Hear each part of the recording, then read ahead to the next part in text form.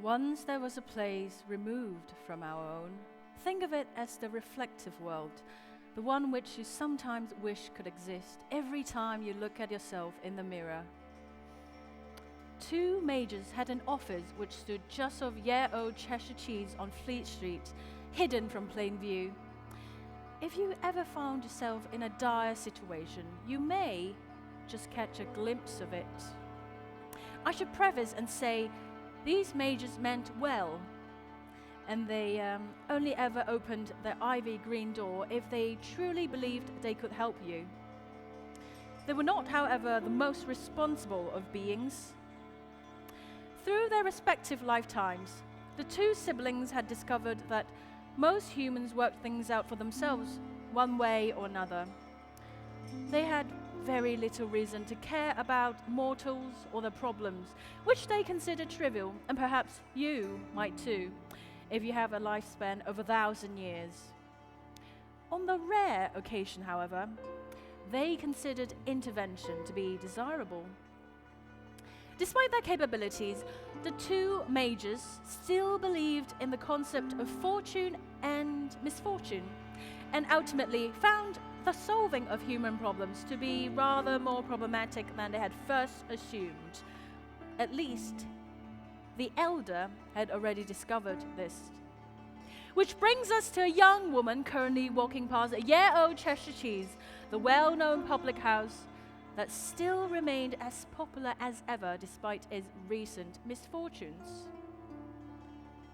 Miss Penelope Abbott was making her way down the road to pick up her mistress's newly tailored gown, a cold but nevertheless highly respected woman.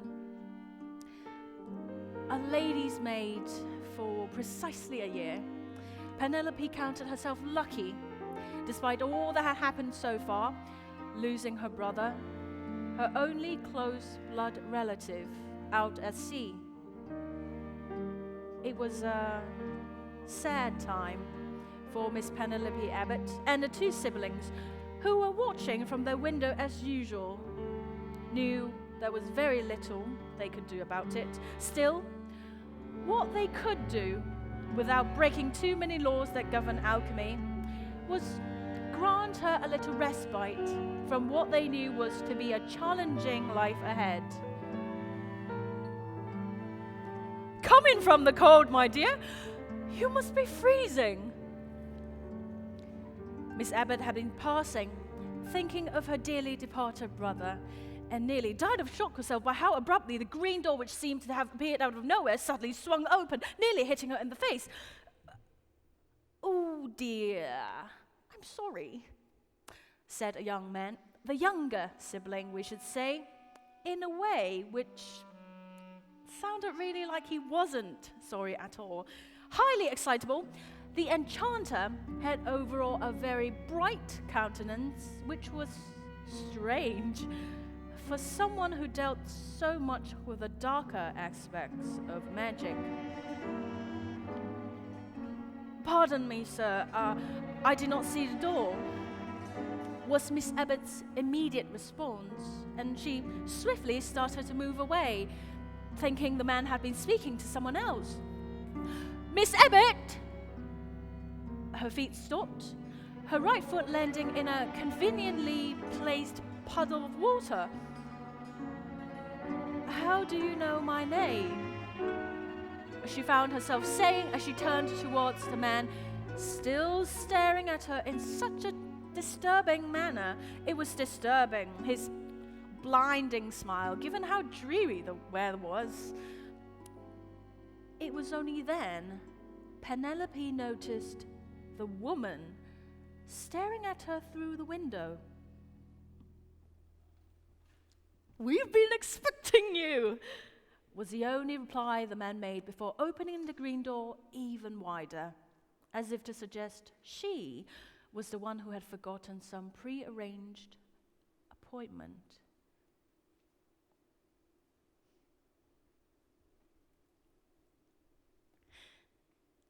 "We hoped you like it. It is a special brew, just a hint of lemon," said the strange man as he placed an elaborate teacup on the table.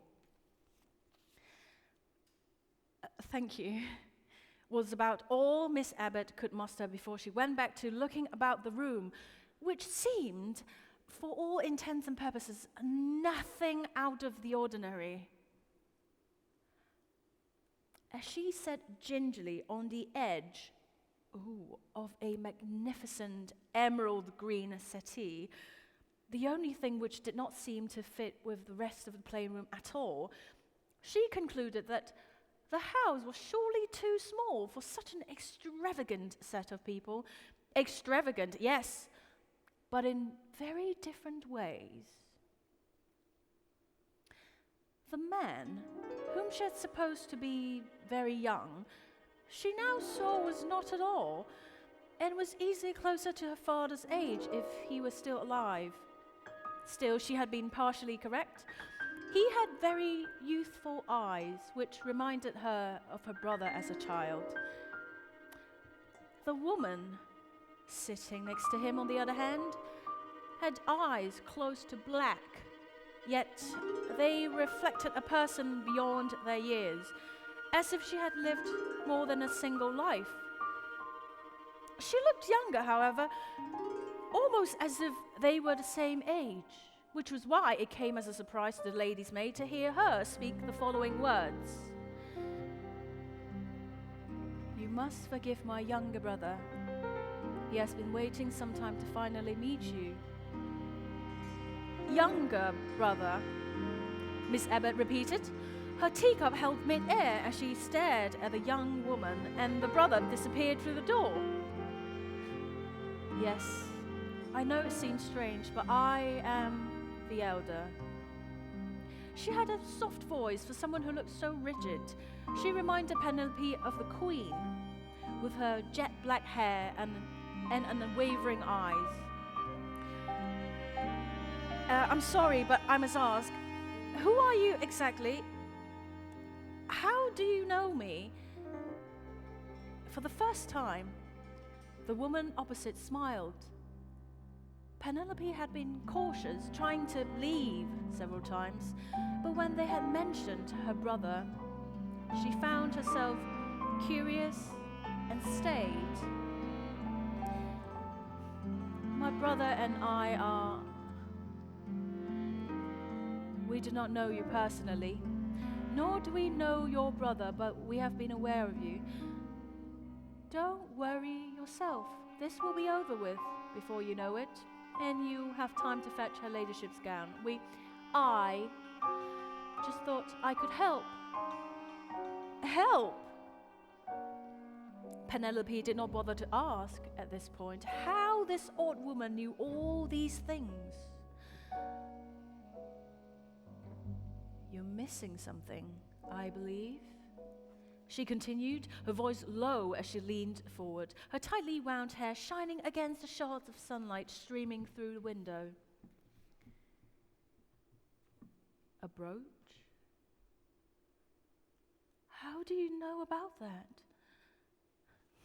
"Never mind how I know it," muttered the woman, a little impatiently, Penelope thought. "Your brother gave it to you the last time you saw each other before he left. It is your most prized possession. The only thing you have left of him. Well, it was, until it disappeared." "How do you know all this?" whispered Penelope, rising from her chair as the other sibling re-entered the room. "This has been plaguing you for some time," said the dark-haired woman, her voice level and gaze vacant. "I want to help put an end to that."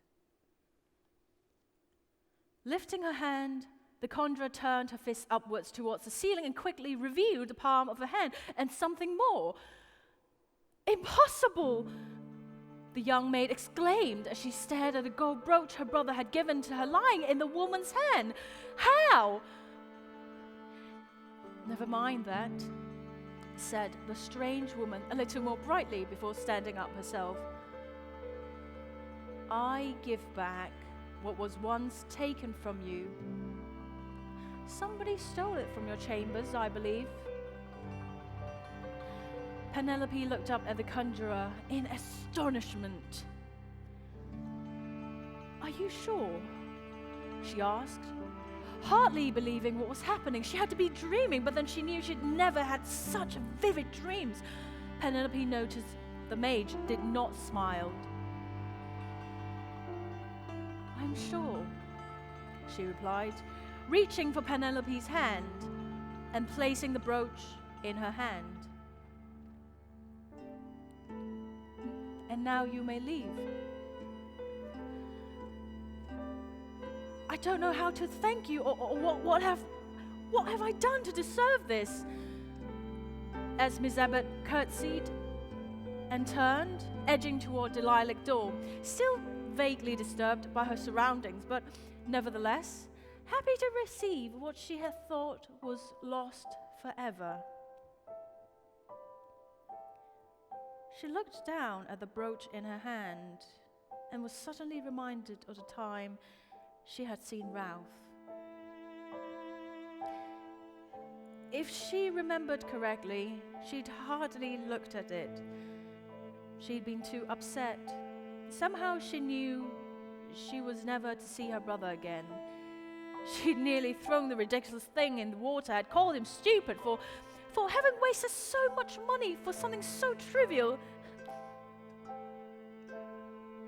Really though, she was just angry. Angry at the fact that she was yet again to be alone in the world. She had hurt him, seen it in his light brown eyes, how much money he must have saved, waited, hoped to see her overjoyed. Not angry or sad. That's right. Really, she'd just been sad. They'd parted badly, all because of a stupid... When her brother died, that changed. It was all she had, and yet, looking at it now, she knew something was different. It wasn't the same, it didn't feel the same. It was not as heavy as she remembered it being. She spoke before knowing herself. "It's not real, is it?" Penelope turned around and looked at the two siblings, who had turned once more toward the large window, as if something extraordinary were happening outside. "Excuse me?" The woman's voice was accusatory, but Penelope gripped hold of the brooch and spoke again. "It's not real. I know it's not. This is not the brooch my brother gave me, and in any case..." She approached them and set the gold piece on the table, listened as it made a hollow sound against the wood. "It won't bring my brother back. Nothing will."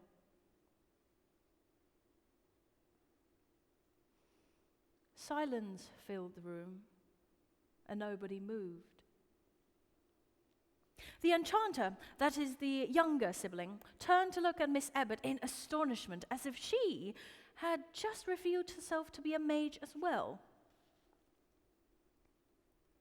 "You're right," said the conjurer, her voice blunt but clear, even as Penelope noticed her brother turning to dissuade her from continuing. The real brooch was sewed off at first, but in fact it was destroyed shortly after in the Great Fire. It doesn't exist anymore.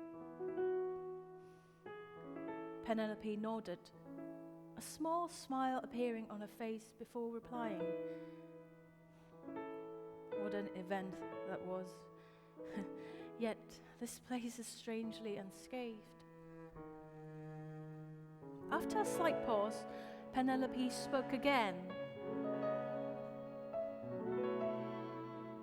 "It's not real, is it? Any of it?" she said as she looked more carefully around the room, while the brother gaped at her. "Clever girl," said the conjurer slowly. "A rare, wary smile appearing. Yes, it may not be, but it is as real as you want it to be. It was bothering you though, wasn't it? The brooch? For the first time, the young woman sounded genuinely interested in what Penelope had to say, and Penelope felt, even if just for a second, that the dark eyes staring back at her reflected concern and perhaps even curiosity. Yes, she replied, noticing she found it easy to say. But it's okay now. I got to see it one last time. Penelope looked down at the brooch as it glinted against the bronze afternoon sun. She stared at her reflection against the flat surface of the table, the sunlight nearly blinding her as she blinked, and she knew as she turned away that it was gone. She looked up and saw the brother lowering his hand, and then the sister, who had kind eyes close to navy blue. You make things appear, yes? Appear to appear. The conjurer smiled again and then looked towards her younger sibling, having some sort of silent exchange. Thank you, said Penelope, forcing them to turn and look at her once more. Whatever for? Said the enchanter as he looked at her, puzzled. I feel like he's here now and has been for some time, said Penelope, her voice quiet but bright. Unlike before, when I felt like I was having to chase after him. Good, said the sister, stepping towards Penelope and leading her out. I'm glad. As the green door shut, the two siblings turned to look at the girl as she walked down the porch and onto the cobbled street, not turning once to look back. Not that she would have seen anything, maybe not tomorrow or in a week's time, but perhaps in a year, the green door would become visible again to her for a completely different reason. The conjurer, however, greatly doubted it. That was quite a quick recovery for someone who lost the most important thing to her. And why have you still got that brooch? I thought I'd gotten rid of it. The elder mage smirked as she looked at the brooch again. She was a perfectionist after all and wanted to see what had given it away. Nothing discernible to the naked eye, at least. Many people lost a great many things during the fire, brother, she said, her voice distant once more as she looked out the window, watching as the builders put down their tools and headed toward the public house. Many things are known to most, and probably to remain forgotten. So much humans can block out, it seems, but that one, she did not need it anymore. Miss Abbott was always going to be fine. We simply misjudged that. She just needed reminding, that's all. Perhaps that is not such a bad thing. After a pause, the younger turned towards her. Are you suggesting we've been careless? Have you been questioning what we do? The conjurer turned to look at her brother. I'm sure you'll be faced with the same dilemma yourself one day, dear brother.